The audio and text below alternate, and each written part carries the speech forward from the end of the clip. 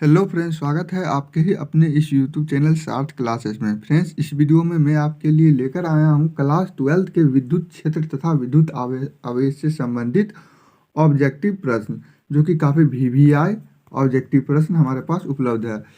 आप सब वीडियो को शुरू से लेकर अंत तक देखिए। आपको इस वीडियो में सारा ऑब्जेक्टिव क्लियर हो जाने वाला है विद्युत क्षेत्र तथा विद्युत आवेश से संबंधित। चलिए वीडियो को शुरू करते हैं। उससे पहले अभी तक आप हमारे इस चैनल को सब्सक्राइब और वीडियो को लाइक नहीं किए तो चैनल को सब्सक्राइब और वीडियो को लाइक कर दीजिए, ताकि आने वाली अपडेट आपको सबसे पहले मिल सके। देखिए, आपका यहाँ पे पहला प्रश्न है, दिया गया है हवा में एप्सिलॉन आर का मान होता है। तो इसका सही उत्तर हो जाएगा आपका ऑप्शन नंबर सी, 1 होता है। कितना होता है हवा में एप्सिलॉन आर का मान? 1 होता है। देखिए, इस तरह का यदि आपको सिंबल दिया दिखे ई टाइप के, तो इसे हम बोलते हैं एप्सिलॉन, ठीक है। और इसमें फिर से ई और इसमें जीरो लगा हुआ दिखे तो इसे बोलते हैं एप्सिलॉन नॉट, ठीक है। आपका अगला प्रश्न है प्रश्न नंबर 2। विद्युत क्षेत्र में एक आवेशित कण पर लगने वाला बल का मान होता है। तो इसका सही उत्तर हो जाएगा आपका option number A, Q E होता है। क्या होता है? Q E. आपका अगला प्रश्न है प्रश्न नंबर 3। विद्युत फ्लक्स का एसआई मात्रक है। तो विद्युत फ्लक्स का एसआई मात्रक हो जाएगा आपका वोल्ट मीटर। क्या हो जाएगा? विद्युत फ्लक्स का एसआई मात्रक volt metre. Option number C सही उत्तर हो जाएगा। आपका अगला प्रश्न है प्रश्न नंबर 4। संबंध Q बराबर NE में निम्नलिखित में से कौन n का मान संभव नहीं है? तो इसका सही उत्तर हो जाएगा आपका ऑप्शन नंबर सी, 4.2 संभव नहीं है।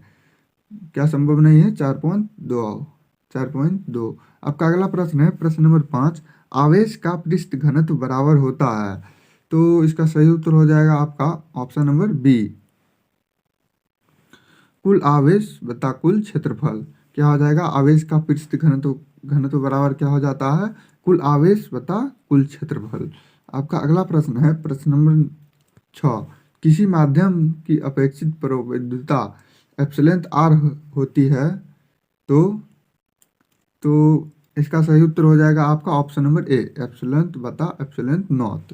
आप लोगों को याद रखना पड़ेगा कि अपेक्षित परावैधता एप्सिलॉन आर बराबर होता है एप्सिलॉन बाय एप्सिलॉन नॉट। आपका अगला प्रश्न है प्रश्न नंबर 7। पानी की परावैद्युत स्थिरांक होता है। कितना होता है पानी का परावैद्युत स्थिरांक? जिनमें आपका ऑप्शन दिया गया है ए 80, बी 7, सी 1 और डी 42.5। तो इसका सही उत्तर हो जाएगा आपका ऑप्शन नंबर ए, 80 होता है। कितना होता है पानी का परावैद्युत स्थिरांक? 80 होता है। ऑप्शन नंबर ए सही आपका हो जाएगा। आपका अगला प्रश्न है प्रश्न नंबर 8। 1/4 एप्सिलॉन नॉट का मान होता है। क्या होता है? इसका जो मान होता है वो हो जाएगा आपका ऑप्शन नंबर ए, 9 गुने 10⁻9 Nm² X⁻⁻²। ये सही आपका ऑप्शन हो जाएगा ऑप्शन नंबर ए। आपका अगला प्रश्न है प्रश्न नंबर 9। निम्नलिखित में कौन संबंध सही है?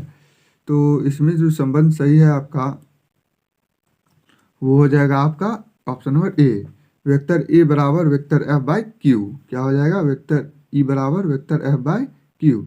आपका अगला प्रश्न है प्रश्न नंबर 10। आवेश का विमा होता है। तो आवेश का विमा क्या होता है? एटी होता है। क्या होता है? एटी। Option number A. आप लोगों को याद रखना पड़ेगा कि आवेश का जो बीमा होता है वो एटी होता है। फ्रेंड्स, आप वीडियो को पूरा देखिए, आप लोगों को पूरा कॉन्सेप्ट समझ में आ जाएगा इस वीडियो का, ठीक है। और आप लोगों को ये सारा ऑब्जेक्टिव सारा याद रख कर लेना है। सारा का सारा ऑब्जेक्टिव याद कर लेना है। मैं आप लोगों का पूरा ऑब्जेक्टिव क्लियर करने वाला हूँ सभी चैप्टर का, ठीक है। आपका अगला प्रश्न है प्रश्न नंबर 11। एप्सिलॉन नॉट का मात्रक है। तो एप्सिलॉन नॉट का मात्रक हो जाएगा आपका FM इनवर्स 1। क्या हो जाएगा? FM inverse 1। Option number B सही हो जाएगा। आपका अगला प्रश्न है प्रश्न नंबर 12। किसी दूरी पर अवस्थित दो आवेशित कण के बीच विद्युत बल F है। क्या है? विद्युत बल F है। यदि उनके बीच दूरी आधी कर दी जाए तो विद्युत बल का मान कितना हो जाएगा? तो विद्युत बल का मान हो जाएगा आपका 4F। क्या हो जाएगा? 4F। Option number A. आपका अगला प्रश्न है प्रश्न नंबर 13।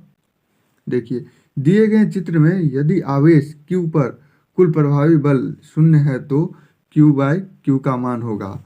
तो क्यू बाय क्यू का मान आपका हो जाएगा, वो हो जाएगा 2√2। क्या हो जाएगा? ऑप्शन नंबर बी सही हो जाएगा।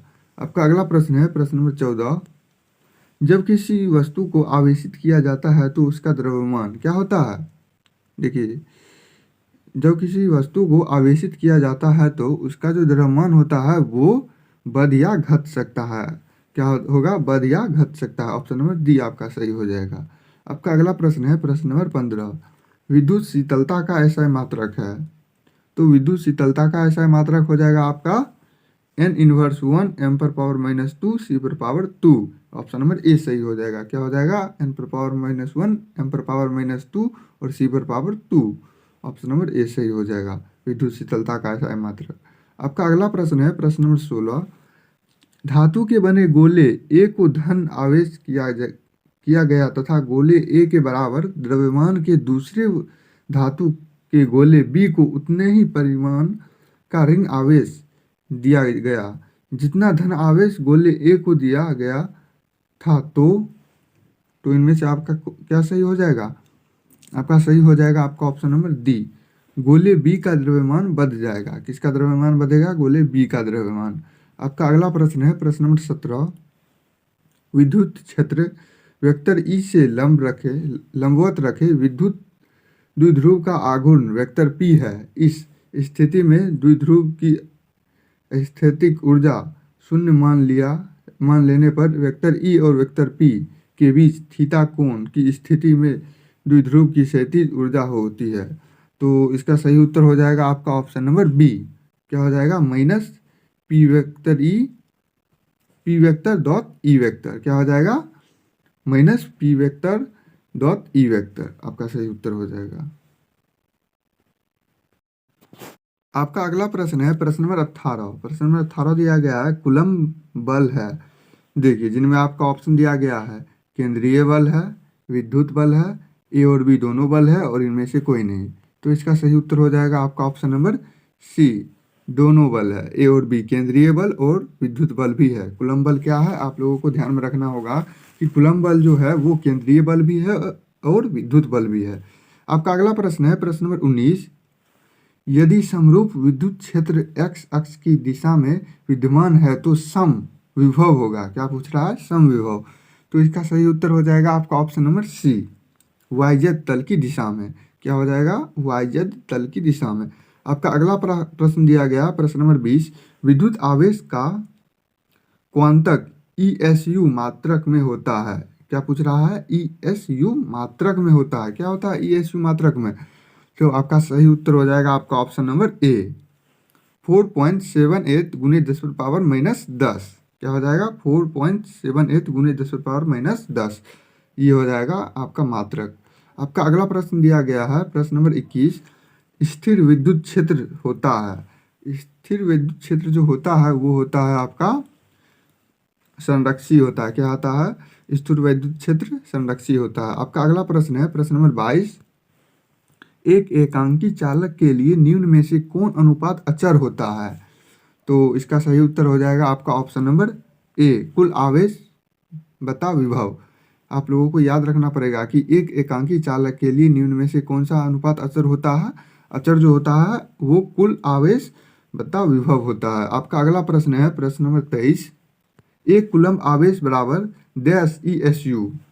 तो एक कूलम्ब आवेश बराबर आपका हो जाएगा 3 गुने 10⁻9 ESU। कितना हो जाएगा? 3 गुने 10⁻−9 ESU एक कूलम्ब बराबर।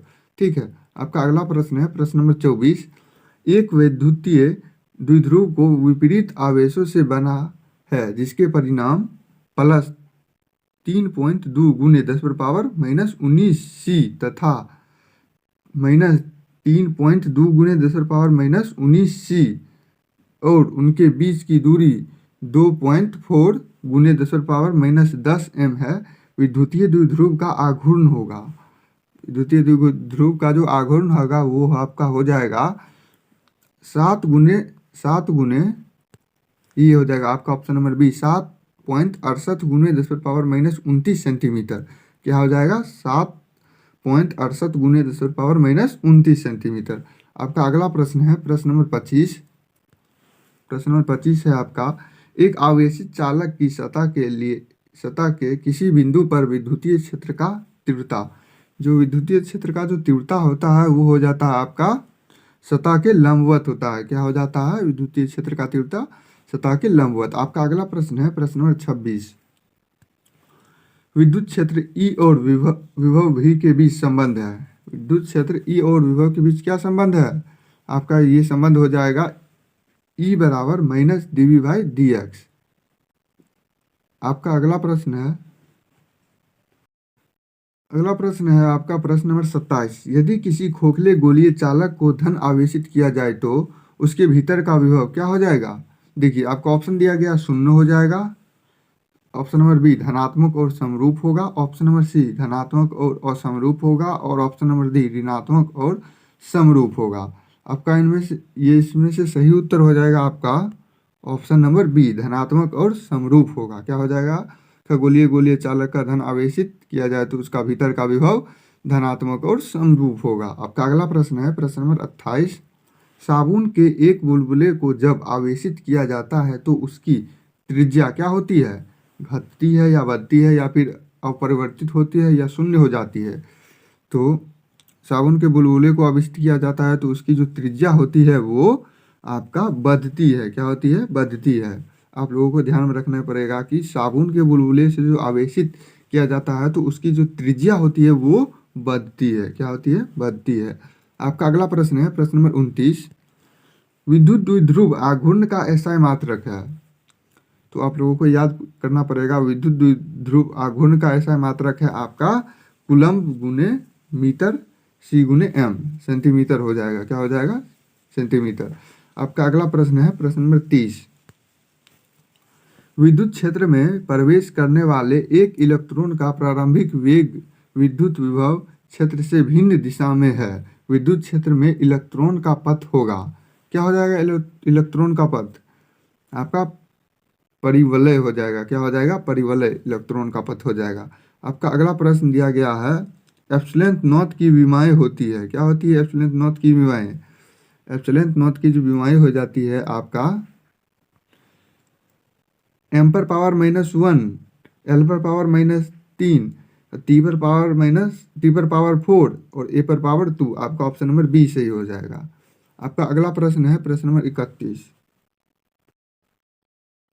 क्वेश्चन नंबर 32 दिया गया है आपका, दो सजातीय व बराबर आवेश Q को मिलाने वाली रेखा के बीच में एक अन्य आवेश Q रखने पर निकाय संतुलन हो जाती है। Q का मान होगा, Q के मान रखने पर संतुलन हो जाता है तो Q का मान हो जाएगा -Q/4। ऑप्शन नंबर डी आपका सही हो जाएगा। क्या हो जाएगा? -Q/4। आपका अगला प्रश्न है प्रश्न नंबर 33, एक स्थिर आवेश उत्पन्न करता है। स्थिर आवेश आपका उत्पन्न करता है केवल विद्युत क्षेत्र। क्या करता है? स्थिर आवेश कौन उत्पन्न करता है? केवल विद्युत क्षेत्र। आपका अगला प्रश्न है प्रश्न नंबर 34, निम्नलिखित में किसका अस्तित्व संभव नहीं है? तो इनमें से जो दिया गया है इनमें से इसका अस्तित्व संभव नहीं है। 2.4 गुने 10⁻⁻19 का जो अस्तित्व है वो संभव नहीं है। आपका अगला प्रश्न है प्रश्न नंबर 35, मुक्त आकाश फ्री स्पेस की परावैद्युता एप्सिलॉन नॉट होती है तब क्या होगा? तब जो हो जाएगा आपका ये सही हो जाएगा 8.85 गुने 10⁻12 FM इनवर्स 1। ये आपका सही उत्तर हो जाएगा। आपका अगला प्रश्न है प्रश्न नंबर 36। प्रश्न नंबर 36 दिया गया है, यदि दो आवेशों के बीच दूरी दोगुनी कर दी जाए तो उनके बीच लगने वाला बल हो जाता है। दो आवेशों के बीच की जो दूरी होती है वो दोगुनी कर दी जाए तो उसके बीच लगने वाला बल क्या हो जाएगा? 1/4 गुना हो जाएगा। क्या हो जाएगा? 1/4 गुना, 1/4 गुना हो जाएगा आपका। आपका अगला प्रश्न है प्रश्न नंबर 37, वेक्टर P आघूर्ण वाला एक विद्युतीय क्षेत्र वेक्टर E के साथ 90 डिग्री कोण बनाती है तो इस पर लगा बल आघूर्ण क्या हो जाएगा? PE हो जाएगा। क्या हो जाएगा? PE।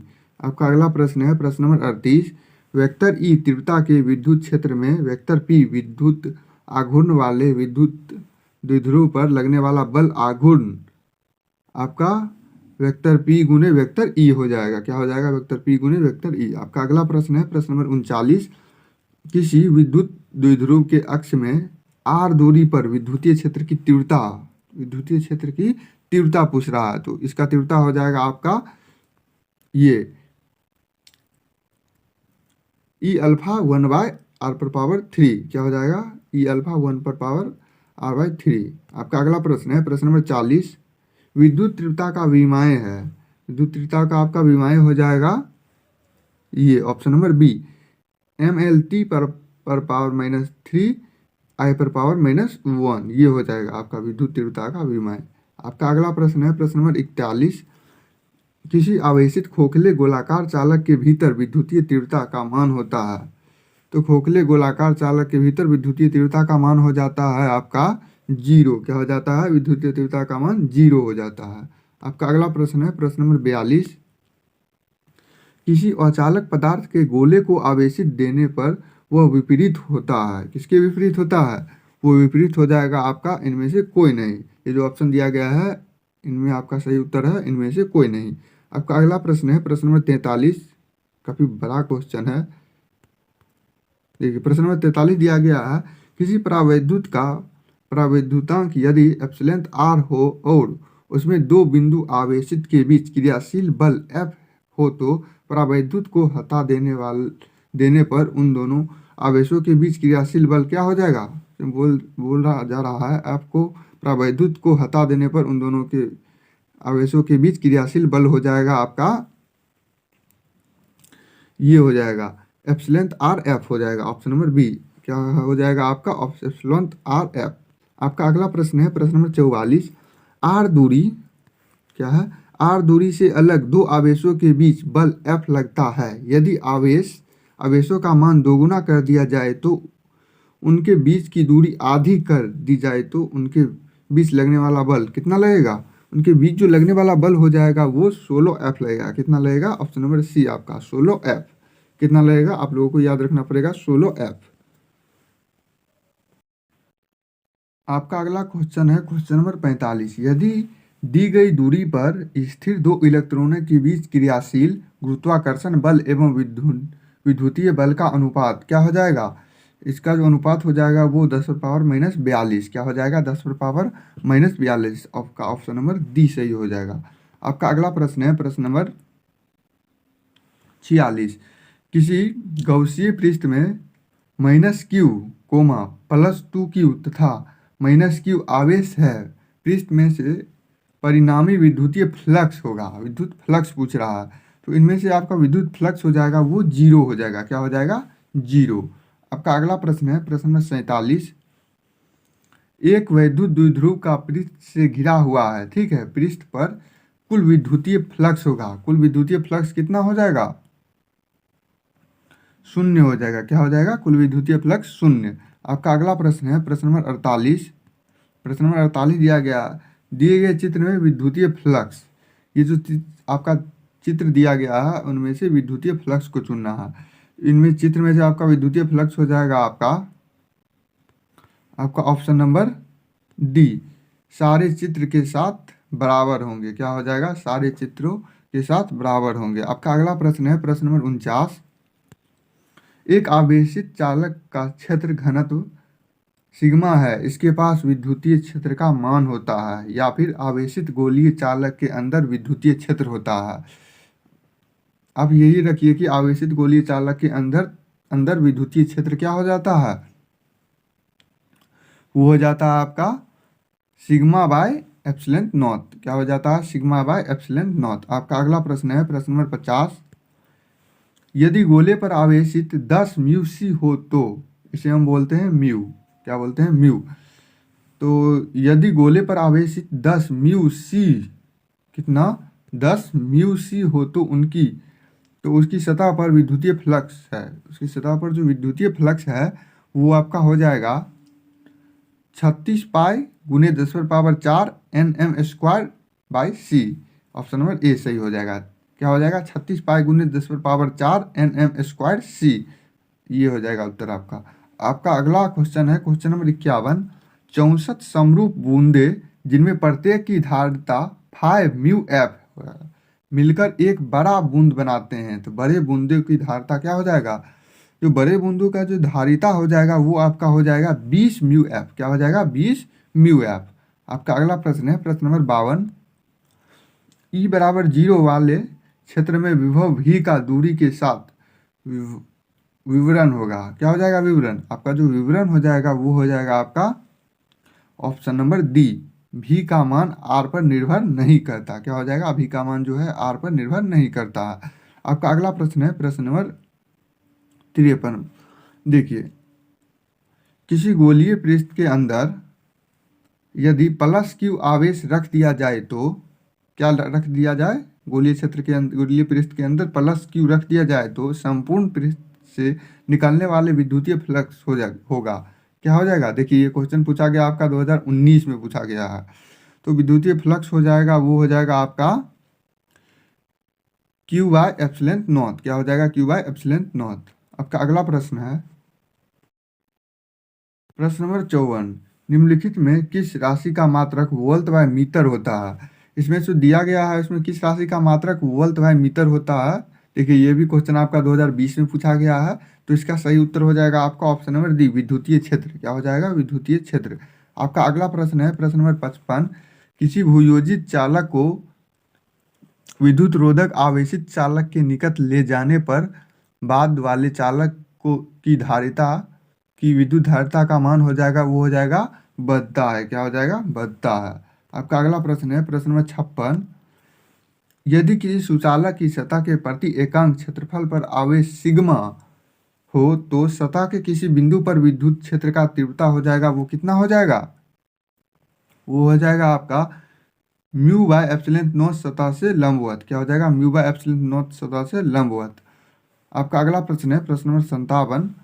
R1 व R2 त्रिज्याओं के दो चालक गोले के पृष्ठों पर आवेशित पृष्ठ घनत्व बराबर है। पृष्ठों पर विद्युत क्षेत्र की तीव्रता वो कितना हो जाएगा, वो हो जाएगा आपका 1:1 हो जाएगा। क्या हो जाएगा आपका 1:1। ऑप्शन नंबर डी सही हो जाएगा। आपका अगला प्रश्न है प्रश्न नंबर 58। इनमें से कौन विद्युत क्षेत्र की तीव्रता का मात्रक है। तो विद्युत क्षेत्र की तीव्रता का मात्रक हो जाएगा वो आपका हो जाएगा NC−1। आपका ऑप्शन नंबर डी सही हो जाएगा। क्या हो जाएगा NC−1। आपका अगला प्रश्न है प्रश्न नंबर 59। यदि किसी स्थान पर विद्युत क्षेत्र की तीव्रता वेक्टर ई हो तो उस स्थान पर वेक्टर ए क्षेत्रफल से गुजरने वाला विद्युत फ्लक्स फाई, इसे हम बोलते हैं फाई निम्न संबंध से ज्ञात होता है। किस संबंध से ज्ञात होता है, तो ये इसका सही उत्तर हो जाएगा आपका ऑप्शन नंबर बी, फाई बराबर vector E dot vector A. क्या हो जाएगा फाई बराबर vector E dot vector A. आपका अगला प्रश्न है प्रश्न नंबर 7। गोलीय संधारित्र की धारिता 1 म्यू एफ है यदि गोले के बीच की रिक्तियां 1 mm है। बाहरी गोले की त्रिज्या क्या हो जाएगा, बाहरी गोले का जो त्रिज्या हो जाएगा वो हो जाएगा 6 मीटर। कितना हो जाएगा 6 मीटर। आपका अगला प्रश्न है प्रश्न नंबर 61। एक बंद पृष्ठ के अंदर एक विद्युत द्विध्रुव स्थित है। बंद पृष्ठ से निर्गत कुल विद्युत फ्लक्स होगा। क्या पूछ रहा है, विद्युत फ्लक्स। विद्युत फ्लक्स हो जाएगा वो हो जाएगा आपका 0 हो जाएगा। क्या हो जाएगा 0 हो जाएगा। आपका अगला प्रश्न है प्रश्न नंबर 62। किसी चालक की विद्युत धारिता का व्यंजक है। किसी चालक के जो विद्युत धारिता का जो व्यंजक है वो हो जाएगा आपका C बराबर Q/V। क्या हो जाएगा C बराबर Q/V। आपका ऑप्शन नंबर ए सही हो जाएगा। आपका अगला प्रश्न है प्रश्न नंबर 63। अनंत लंबाई के आवेशित बेलनाकार चालक की अक्ष से r दूरी पर विद्युत क्षेत्र होगा। विद्युत क्षेत्र क्या हो जाएगा, वो हो जाएगा आपका फाई बराबर नहीं, ये हो जाएगा आपका लैम्डा बराबर 2πε0 r। आपका अगला प्रश्न है प्रश्न नंबर 64 दिया गया है। किसी घेरे पर बंद पृष्ठ पर विद्युतीय फ्लक्स भीतर स्थित आवेश का होता है, वो होता है आपका 1/ε0 गुना का होता है। कितना होता है 1/ε0 गुना हो जाता है। आपका अगला प्रश्न है प्रश्न नंबर 65। एक खोखले गोले की त्रिज्या r मीटर, उस पर आवेश क्यू कूलम्ब है, उसके केंद्र पर विद्युत विभव जो हो जाएगा वो हो जाएगा आपका Q/4πε0r हो जाएगा। क्या हो जाएगा? Q/4πε0r हो जाएगा। आपका अगला प्रश्न है प्रश्न नंबर 66। किसी विद्युतीय क्षेत्र में चालक को रखने पर उसके अंदर विद्युतीय क्षेत्र बन जाता है, वो जो बन जाता है वो हो जाएगा आपका शून्य होता है। क्या होता है? शून्य होता है। आपका अगला प्रश्न है प्रश्न नंबर 67। किसी वस्तु का परावैद्युत स्थिरांक हमेशा अधिक होता है, वो कितना अधिक होता है? वो हो जाएगा आपका एक से ज़्यादा, एक से ज़्यादा। आपका अगला प्रश्न है प्रश्न नंबर 68। एक समांतर प्लेट संधारित दो परावैद्युत स्थिरांक के सेल में दबा दिया जाता है, दोनों प्लेटों के बीच विद्युतीय क्षेत्र हो जाएगा वो हो जाएगा आपका 1/2 के समानुपाती घटती है, 1/2 के समानुपाती घटती है। आपका अगला प्रश्न है प्रश्न नंबर 69। प्रश्न नंबर 69 है गॉस का नियमानुसार, गॉस के जो नियमानुसार हो जाता है वो हो जाएगा आपका फाई ई बराबर Q/ε0। क्या हो जाएगा? फाई ई बराबर Q/ε0। आपका अगला प्रश्न है प्रश्न नंबर 70। प्रश्न नंबर 70 दिया गया है जब संधारित्रों में के परावैद्युत स्थिरांक का माध्यक है तो हवा अपेक्षा उसकी धारिता हो जाएगा वो के गुना बढ़ती है। कितना हो जाएगा? के गुना बढ़ती है। आपका अगला प्रश्न है प्रश्न नंबर 71। विशिष्ट खोखले गोलीय चालक के अंदर विद्युत क्षेत्र की तीव्रता वो हो जाती है आपका शून्य हो जाती है। कितना हो जाती है? शून्य। आपका ऑप्शन नंबर डी सही हो जाएगा। आपका अगला प्रश्न है प्रश्न नंबर 72। किसी संधारित्र की धारिता मात्रक है, किसी संधारित्र की धारिता मात्रक वो हो जाएगा आपका वो फ्राइडे एफ हो जाएगा। क्या हो जाएगा? Friday F. आपका अगला प्रश्न है प्रश्न नंबर 73।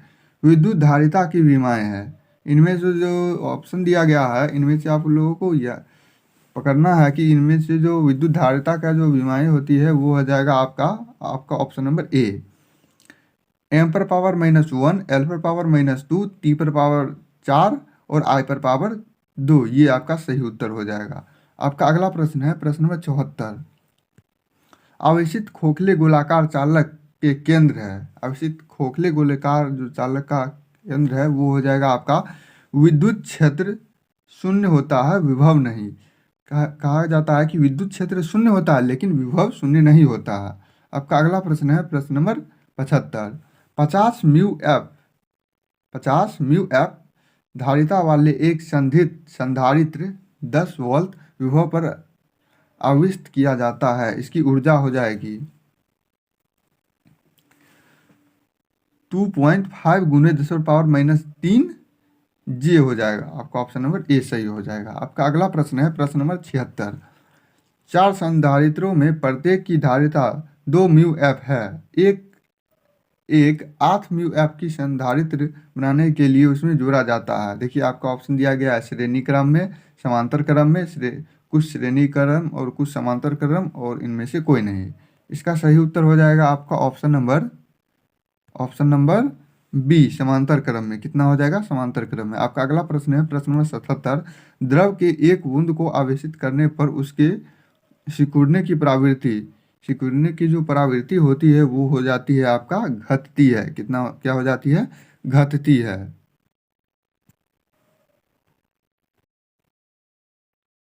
आपका अगला क्वेश्चन है क्वेश्चन नंबर 78। यदि कई संधारित्र उपलब्ध हो तो उनके समूलन से उच्चतम धारिता प्राप्त करने के लिए उन्हें जोड़ा जाता है, तो उन्हें जो जोड़ा जाता है वो जोड़ा जाता है समांतर क्रम में। आपका ऑप्शन नंबर बी सही हो जाएगा। आपका अगला प्रश्न है प्रश्न नंबर 79। किसी संधारित्र का आवेश की स्थितिज ऊर्जा का व्यंजक, स्थितिज ऊर्जा का जो व्यंजक हो जाएगा वो हो जाएगा आपका E बराबर 1/2 CV²। क्या हो जाएगा? E बराबर 1/2 CV²। आपका अगला प्रश्न है प्रश्न नंबर 80। आवेश वितरण से जो होता है वो होता है ऊर्जा का ह्रास होता है। क्या होता है? आवेश वितरण से ऊर्जा का ह्रास होता है। आप लोगों को याद रखना पड़ेगा, आवेश वितरण से ऊर्जा का ह्रास होता है। आपका अगला प्रश्न है प्रश्न नंबर 81।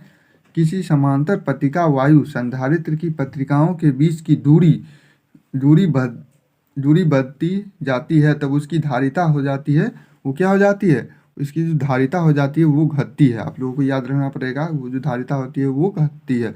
आपका अगला प्रश्न है प्रश्न नंबर 82। संधारित्रों के समांतर संयोजन में से जो राशि प्रत्येक संधारित्र के समान रहती है वो होती है वो विभवांतर। क्या हो जाएगा, विभवांतर। आपका अगला प्रश्न है प्रश्न नंबर 83। समान धारिता के n संधारित्रों के पहले समानांतर क्रम और फिर श्रेणी क्रम में जोड़ा जाता है। दोनों अवस्थाओं के तुल्य धारिता का अनुपात है, दोनों धारिता का जो अनुपात है वो हो जाएगा आपका एन स्क्वायर। क्या हो जाएगा, एन स्क्वायर। फाइनली फ्रेंड्स, मैंने जो फर्स्ट चैप्टर का ऑब्जेक्टिव जितना भी है वो सारा क्लियर कर दिया। 83 ऑब्जेक्टिव मैंने इस वीडियो में क्लियर किया। आपसे रिक्वेस्ट है कि आप अभी तक आप हमारे इस चैनल को सब्सक्राइब नहीं किए हो तो सब्सक्राइब कर लीजिए ताकि आने वाली अपडेट आपको सबसे पहले मिल सके। आज के लिए इतना ही, मिलते हैं नेक्स्ट वीडियो में, तब तक के लिए जय हिंद, वंदे मातरम।